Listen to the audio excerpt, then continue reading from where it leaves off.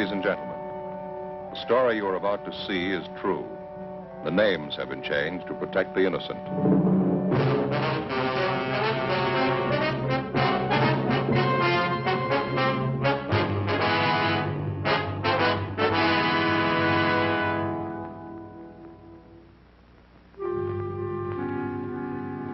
This is the city.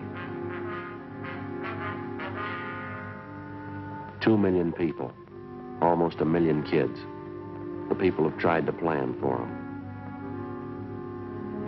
They've built schools for them to learn in, beaches and parks for them to play in. Most of the kids follow the course as planned. A few of them get lost on the way. When they do, it makes trouble for me. I'm a cop.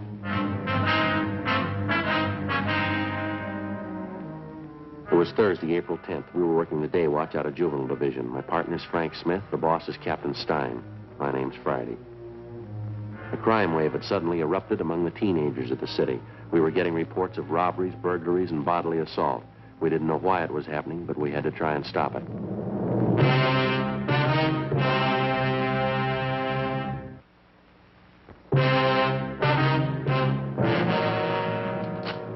Frank? Yeah, Joe. Got a call in West Fremont. Same neighborhood we had trouble Monday night. Yeah, sounds like it might be the same gang, too. Those kids are sure moving fast. Yeah, did you leave the note for Simmons? Mm-hmm. All set. What is it this time? Movie theater on West Fremont, small neighborhood house. Mm-hmm. They had a crowd of 15 or 20 kids in there today, mixed group, boys and girls. For no reason at all, they started to tear the place up. They do much damage? Well, we can see when we get there. They told me on the phone, theater manager tried to quiet the kids down. Half a dozen boys piled all over him. One of them pulled a knife. They tore up a couple of seats, moved out into the lobby, smashed mirrors, lamps, beat up one of the ushers. Lousy little punks that give a right arm to know how this thing got started. We never had much trouble from the kids in that neighborhood out there, Joe. Not until this last month. They seem to be going crazy. Well, it's not getting any better. Burglaries, car thefts, wrecking property. Somebody's going to come out on the short end if it keeps up. It's got to happen. Well, maybe it already has, Frank. When they were ripping up that theater lobby today, one kid got hurt. What happened? 14-year-old boy. In the mix-up, he got shoved through a display case, plate glass. Cut up pretty bad. Well, his eyes. I'm not sure he's going to see again. In police work, the standard law of cause and effect works like it does for everything else. When a crime's committed, there's a cause behind it. There's a reason for it. And when a group of normally well-behaved kids in an average residential neighborhood start running wild, there's got to be a reason for that, too. A month before, a rash of auto thefts, petty stealing, and public disturbances had broken out suddenly in this particular neighborhood. All of the incidents were traced directly to the teenagers in the area. Why the kids had suddenly decided to run wild, we didn't know, but the amount and nature of the violations kept getting more serious. Juveniles who'd previously been picked up for petty thefts and placed on probation were now being brought in on charges of burglary.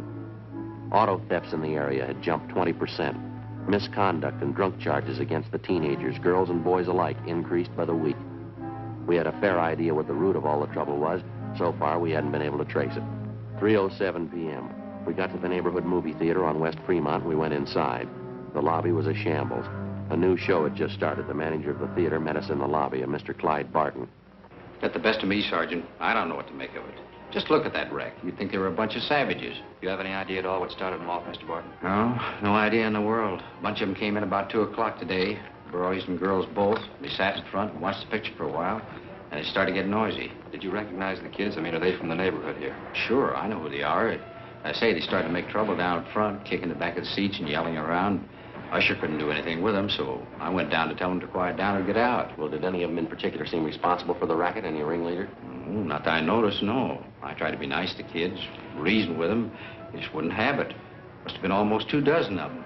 When they wouldn't behave, I told them to leave. I'd give them their money back. What'd they do? Got real foul-mouthed. 1 or 2 of the girls, too. Some of the language I wouldn't even use at a stag party. Well, I got so mad I grabbed 2 of the guys by the neck and told them to get out. And that's when it broke loose. What happened exactly? A whole crowd of them jumped out of their seats and piled on me. I fell back down there on the floor and I started swinging. To tell you the truth, Sergeant, I was scared. I didn't know what to make of them. It seemed like a pack of animals, wild. I happened to hit this one kid. And I saw him pull out a knife and come at me. You usually get along pretty well with the neighborhood kids, do you, Mr. Barton? They don't have any grudge against you that you know of? Not that I know of, no. Up until a few weeks ago, everything was fine. I never had a bit of trouble with them. Then all this rowdy stuff began. I tell you, it's got the best of me. This is the first time you've had any trouble of any real size, is that right? Yeah, well, once in a while the kids fool around the show, talking loud, you know, but nothing like this. You ought to see Fred, my usher, the way they messed him up. Brutal. That little 14-year-old that they shoved through the glass showcase. It'll be a real mess if he doesn't pull through. I was going to ask you, sir, about the kids in that crowd you recognized. You happen to know any of their names? Here's the list. 7 names in all. Every one of those kids was in that gang. I can give you a hand tracking down their addresses. Thank you. Something else. Here's what I was talking about. What's this, sir? In that scramble here in the lobby, that little box fell out of one of the kids' pockets. One of the ushers picked it up and brought it into me. Have a look inside. Frank? Mm-hmm. I don't know too much about it, Sergeant, but I got a hunch. I don't think I made a mistake. Yeah? What do you think? No, sir, it's no mistake. Marijuana.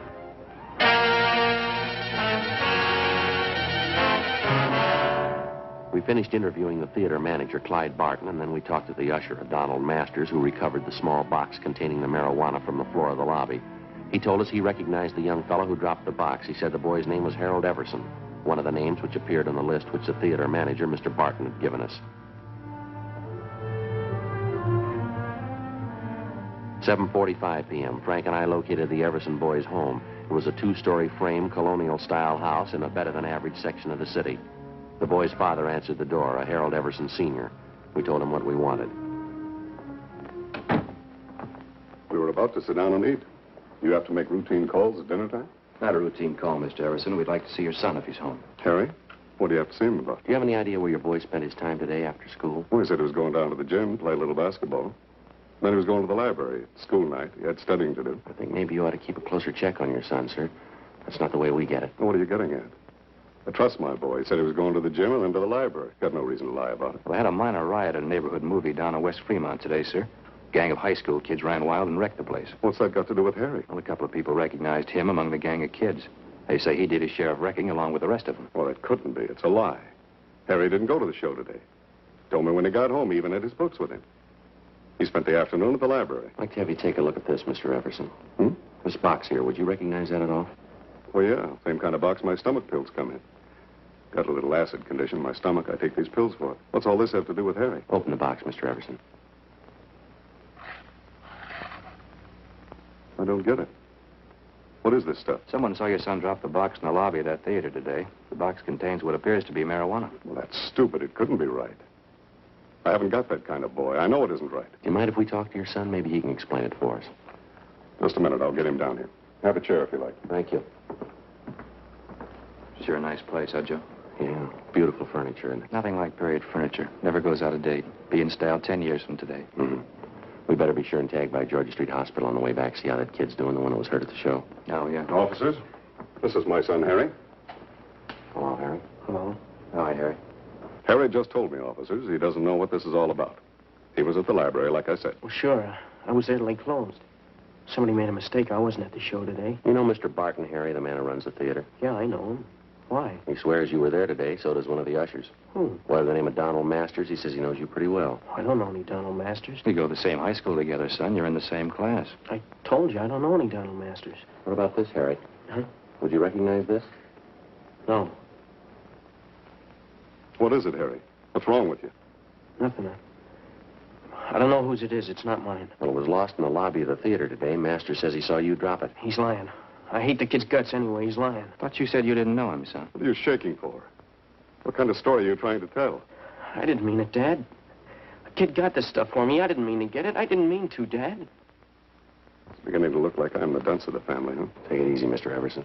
You liar, Harry. The kid got this stuff for me, Dad. It's the truth. I didn't buy it. You want him downtown, officers? Afraid so, Mr. Everson. I'd like to have you come with him. Go get dressed.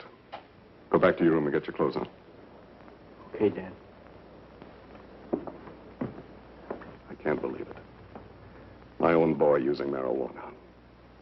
Can't tell you how I feel. Afraid there's going to be more folks feeling the same way before this is all cleaned up. But it'd be different if Harry didn't have a chance. A good home, good training. Boys had the best I could give him. Yes, sir. It's the last thing in the world I thought could happen. I never even thought about it. I never entered my mind. Yes, sir. Same for my wife. We never even worried about it. Neither one of us. Maybe that's why it happened.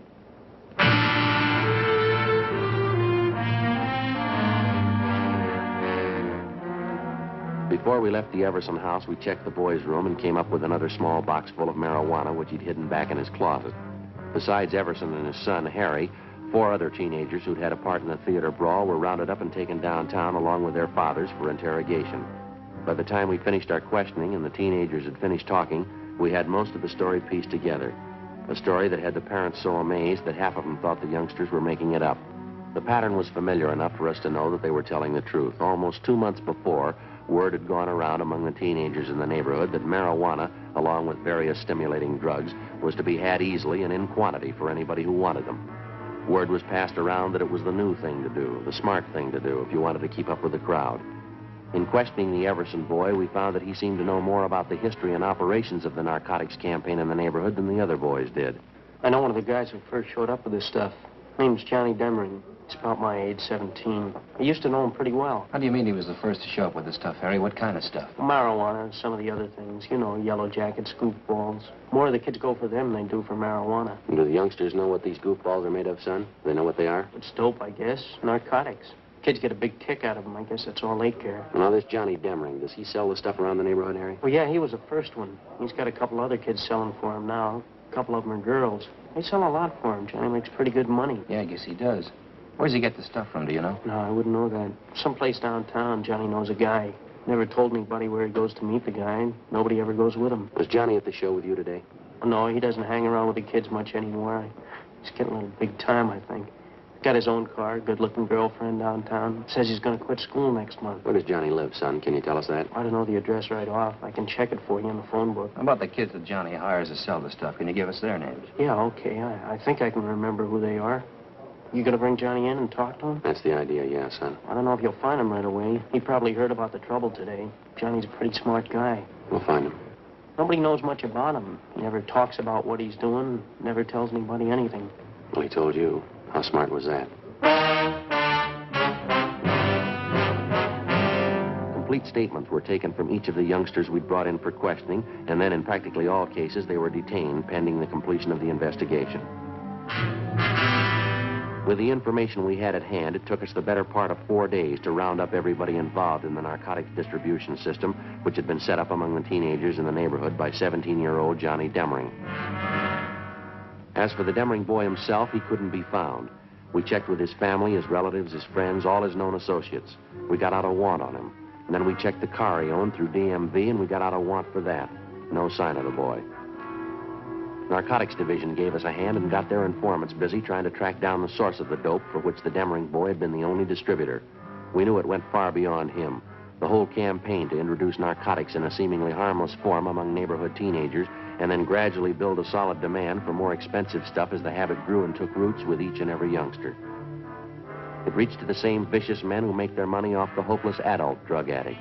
The same vicious men who today are trying to build a new market for their wares among the young people of this country. Tuesday, April 29th, 2:30 p.m. I'll get it. Right. Juvenile Division, Smith. Yeah, Brady. Uh-huh. That right? What's his name? All right. Right, goodbye. Joe. Yeah. Brady from Narcotics, the figure they got our man. The Demring boy? No, the guy was pushing the stuff to Demring. His name's Jocko Harris. They found him in the county hospital this morning. Yeah. Somebody got a hold of him 2 nights ago, gave him a good working over. If we're lucky, we'll make it. What do you mean? He's not supposed to last a day. 2:35 p.m. Frank and I left the office and went immediately to the county hospital where we were allowed to interview the narcotics suspect, Jocko Harris, briefly. He was in critical condition with a fracture of the skull. He gave us a statement in the form of a dying declaration. He admitted being the connection for 17-year-old Johnny Demring and admitted also that he kept the boy supplied with enough narcotics to keep the neighborhood teenage demand for the stuff fully satisfied. Seemed like a good boy, Johnny.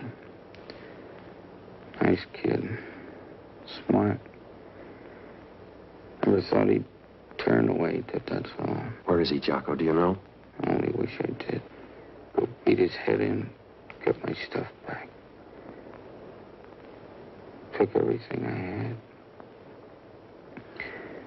One of the biggest hauls I ever handled. Every ounce. What was it, heroin? The best. Got only one word for you. Yeah? You better get him fast. He's got enough H to start a war.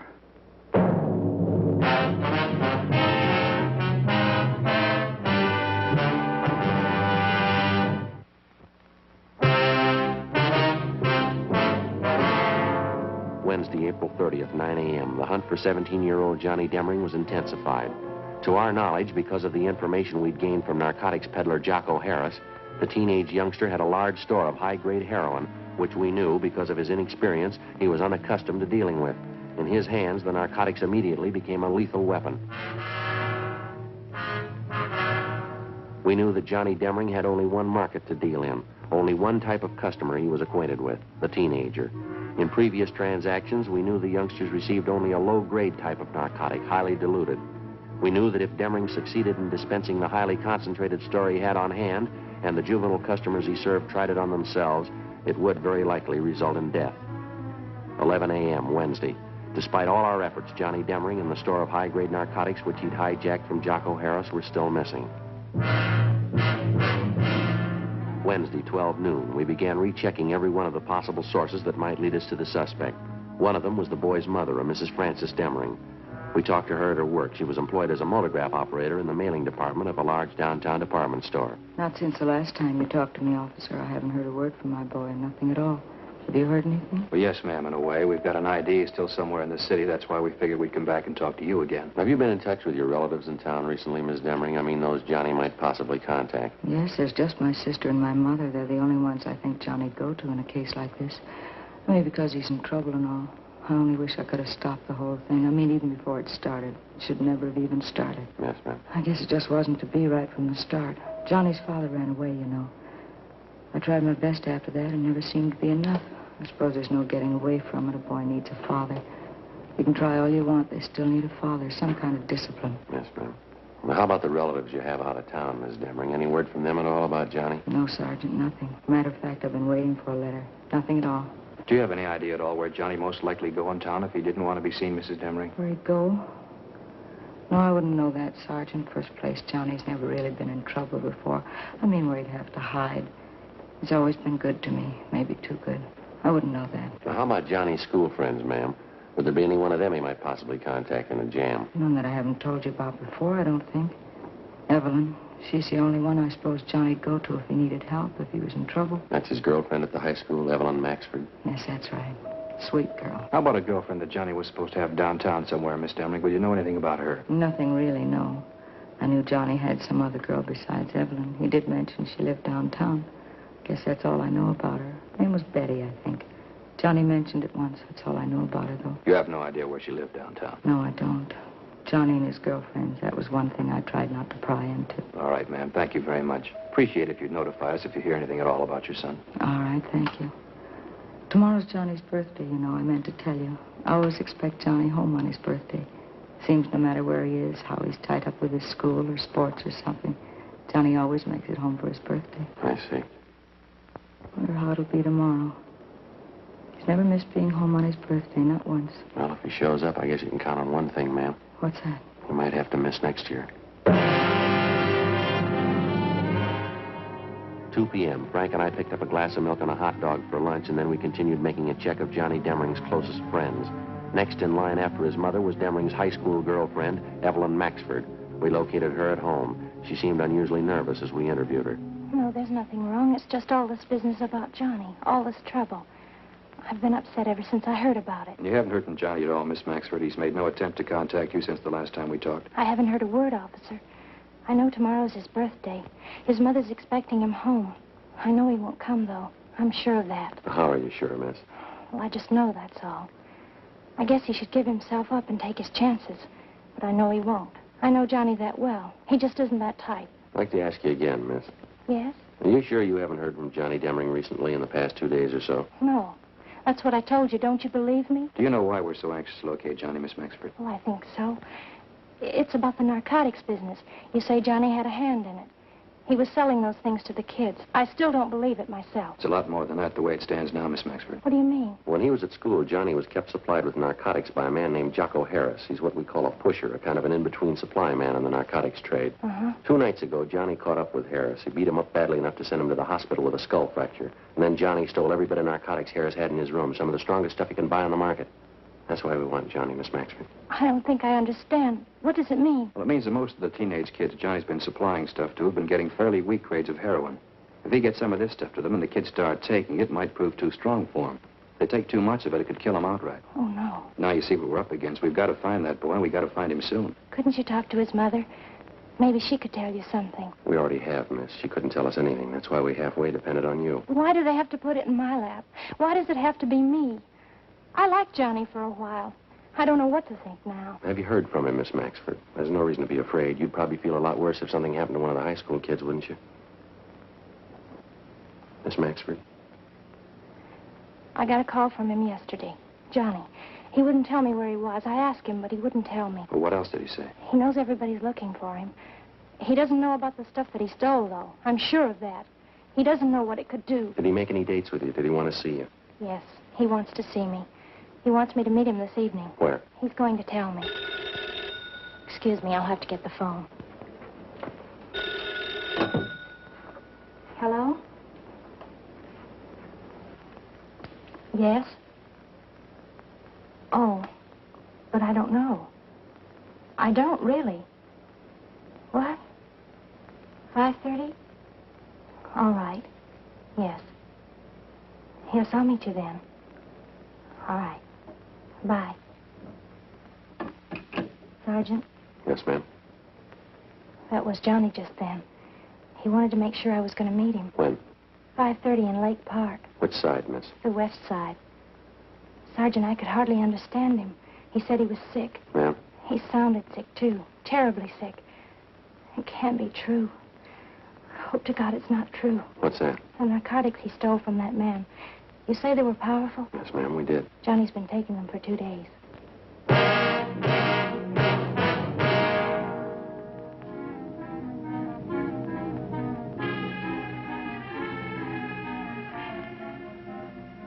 Together with 2 other men from Juvenile Bureau, Hurst and McTighe, we drove down near the appointed spot along the lake in Lake Park where Evelyn Maxford's meeting with the teenage suspect Johnny Demring was to take place. We staked out at a reasonable distance, and Miss Maxford went ahead to the meeting spot. As far as we could see, there was no sign of Demring. Someone on the opposite side of the lake was playing a phonograph. The music came over faintly across the water. We watched the Maxford girl make her way up the path into the park.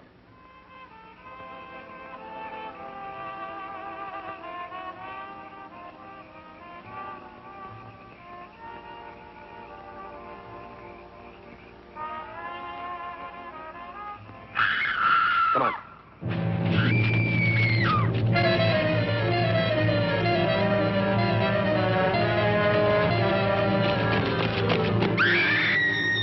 We ran all the way as fast as we could get there. When we got close enough, we found out the reason for the scream.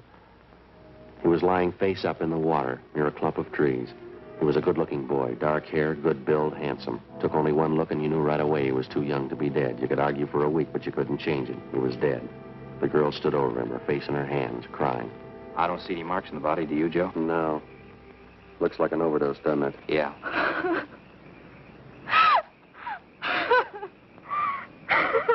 We better get her out of here, huh?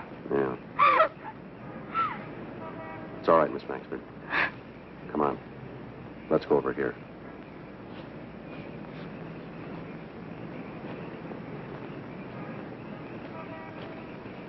We'll have one of the other officers take you home. We can take care of what has to be done here. He was a good boy, Sergeant. He was smart. How could he ever get started in such a thing? How could he make such a mistake? He had the best excuse in the world, miss. Yes? He was 17.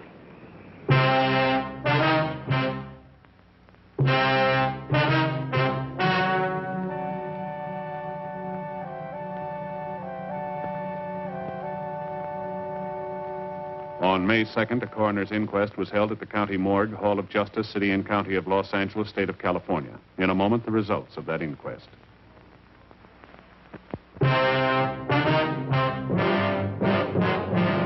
Those involved in the juvenile narcotics ring, a total of 8 persons, were tried and convicted under the State Narcotics Act. They received sentences as prescribed by law and are now serving their terms in the State Penitentiary, San Quentin, California.